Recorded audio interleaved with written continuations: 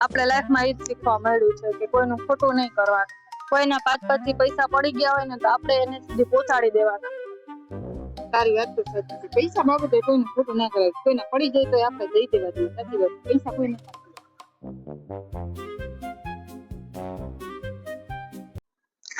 પાંચસો મળ્યા.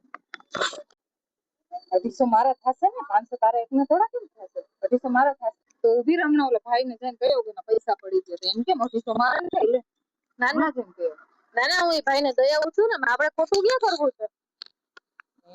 આમના તો ખોટું કરવાનું વિચારતી હતી. ના હવે એવું કઈ હતું જ નહીં. એ ભાઈ ઉભા રહ્યો છે. તમારા પાસે ગૂગલ પે છે? અમારે 500 રૂપિયા ગૂગલ પે નથી. મારી પાસે કેશ છે. મારે આમાં બેંક હા છે.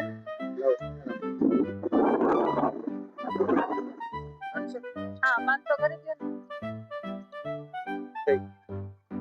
આલ્યો